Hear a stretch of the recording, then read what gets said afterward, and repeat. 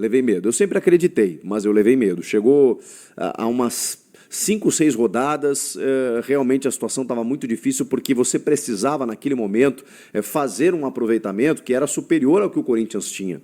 Então era natural o temor, porque do jeito que a equipe estava jogando, com algumas turbulências internas ainda, né? Vocês vão lembrar, não faz muito tempo, gente, era pedido de impeachment, era problemas financeiros, salários atrasados, dívidas todos os dias, né? De repente, essas coisas meio que ficaram para segundo plano, né? Porque o resultado de campo ele é impressionante, né? Como ele acalma o ambiente, como ele é soberano, é loucura o que muda. E como realmente o resultado não vinha, o Corinthians avançava nas Copas meio, né, daquele jeito, no Brasileiro não saía de uma condição de zona de rebaixamento mesmo. E aí ficava aquela coisa, poxa, mas vai jogar as Copas sendo que precisa ganhar no Brasileiro e tem uma sequência difícil e será, tem que fazer tantos pontos até o final. Houve um momento em que não dá para negar, né, o temor ele existiu muito grande. Algumas equipes estavam bem acima do Corinthians, né, no caso. O Corinthians não tinha um grande número de vitórias, e era um time inconsistente ainda, que estava tentando se encontrar. Bom, depois dessa vitória sobre o Vitória, o que a gente teve? 4 vitórias consecutivas. Isso, cara, isso muda completamente o cenário de qualquer equipe. Você tem 4 vitórias seguidas, acabou. Você dispara, né? Experimenta ter 4 derrotas para ver onde vai te levar. Então, isso foi muito importante para o Corinthians. Ele emendou uma sequência positiva de resultados e escalou a tabela. Chegou até a 10ª posição e está agora com o título do Flamengo na Copa do Brasil e talvez o título do Botafogo na Libertadores, a gente possa falar em G9, né? Dependendo do Cruzeiro também na Sul-Americana. Já temos G7, então o Corinthians hoje ele já pode mirar o 7º colocado. Mirando o 7º colocado, ele tem que chegar nos 47 pontos, 6 pontos acima do Corinthians hoje. Dá.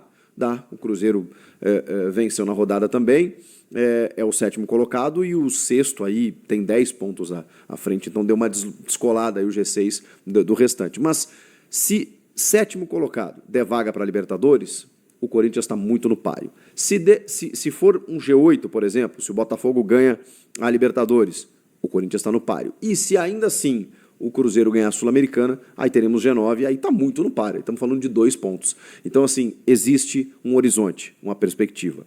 Depois dessa vitória, as chances de rebaixamento, eu estava olhando vários portais aqui, a plataforma Opta, o GE com o espião estatístico, a Universidade Federal de Minas Gerais, que deu 0,5% agora do Corinthians ser rebaixado.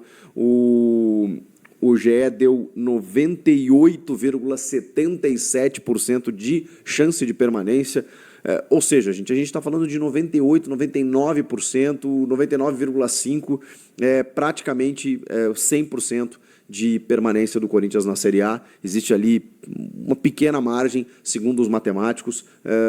Importante, hein? Porque isso aqui, a chance de rebaixamento chegou a ser de 45%. De repente ela foi diminuindo a cada rodada, porque a sequência ela foi fundamental para isso. Agora, o momento do time, ele é impressionante. O Corinthians pegou uma tabela pela frente que tinha alguns jogos, posso dizer, fáceis, ou pelo menos, vamos lá, né, dentro da palavra que eu encontrei, né, possíveis, para que o Corinthians fizesse o resultado, e tinham ali no meio que era muito difícil, que tratava-se do Palmeiras, arquirrival, que o Corinthians não ganhava há 3 anos e disputando o título. O Corinthians ganhou. Então, o Corinthians ganhou dos fáceis e do difícil.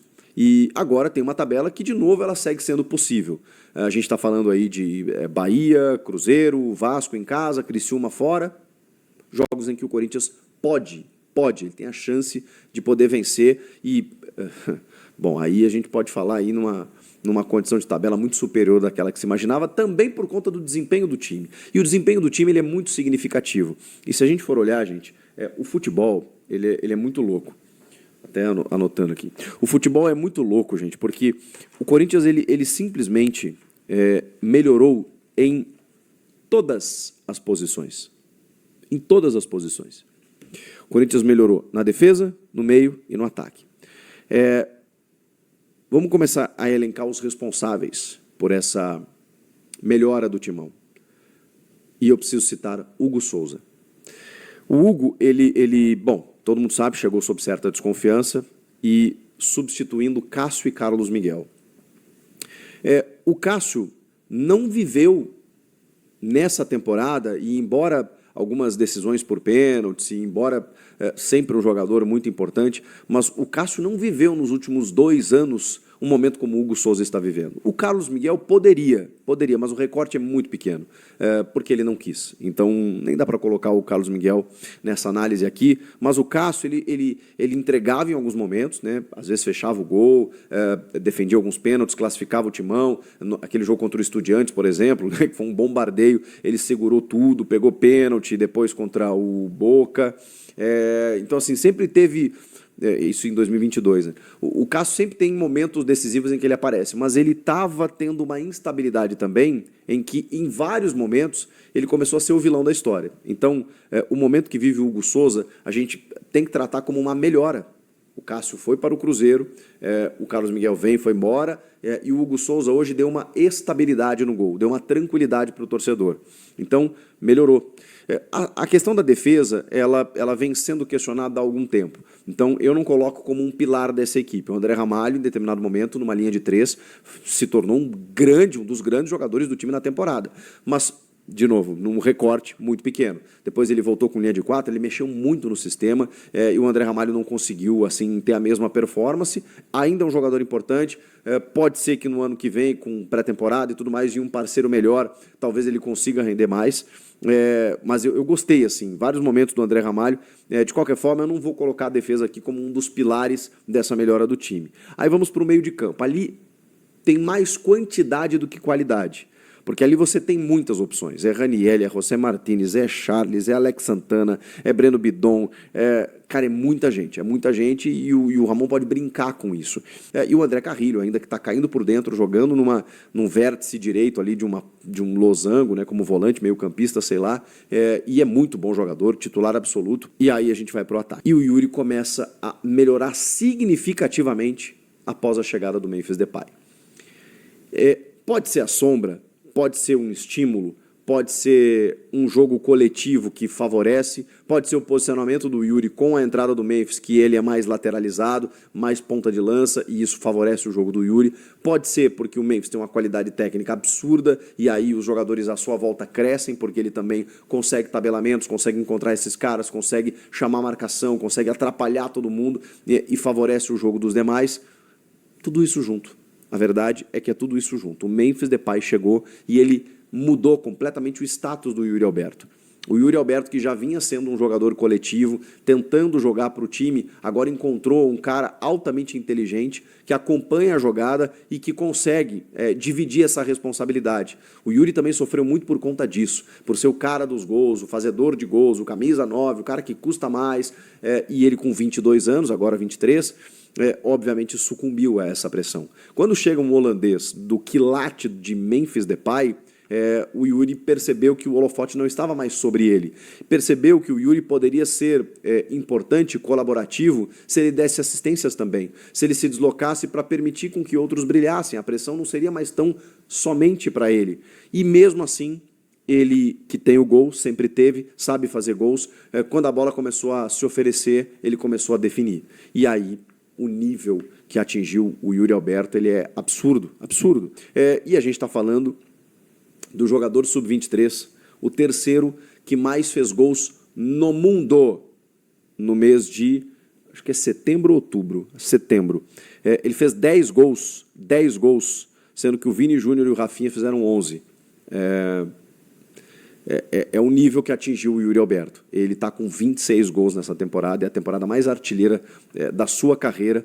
Os números do Memphis Depay, mesmo sem correr o tanto que ele poderia, eles representam a fuga do Corinthians de uma condição de rebaixamento. A gente está falando de 7 participações em gols em 10 jogos, de 3 gols e 4 assistências. E os gols que ele faz, eles definem placar. Foi o gol mais importante da vitória por 5-2 sobre o Atlético Paranaense, é o gol que faz o Corinthians tomar a frente de novo, um gol de falta maravilhoso, o primeiro gol dele com a camisa do Timão, explode o estádio. Depois contra o Cuiabá, bateu o pênalti firme, deslocando o goleiro, e agora, recentemente, também acabou sendo determinante nesse gol que ele marca contra o Vitória. Assim, Rodrigo Garro. O Garro, cara, que jogador interessante o Corinthians foi descobrir no Tajeres da Argentina. Esse não chegou nessa janela, chegou no começo do ano, teve uma questão burocrática, ficou um tempo esperando, né, para entrar em campo. E, cara, a gente falava, inclusive, quando o Yuri estava numa fase ruim, que ele desperdiçava algumas oportunidades, e existiam memes rodando na internet do tipo assim, se o Yuri aproveitasse todas as chances que o Garro oferece, ele seria líder de assistências do Brasil. Poxa vida, né? Porque o Garro começou a entender e mapear o jogo dos seus atacantes e, cara, tá muito fácil para ele. Ele tá distribuindo esse jogo e deixando os caras na cara do gol. E já tem 13 assistências na temporada. É muita coisa. É um jogador que, poxa, os times sentem falta desse meia dinâmico, né, argentino que corre, que carimba a bola no pé, que finaliza, que cobra escanteio, que está sempre correndo, que está sempre ligado no jogo. Esse é o Rodrigo Garro.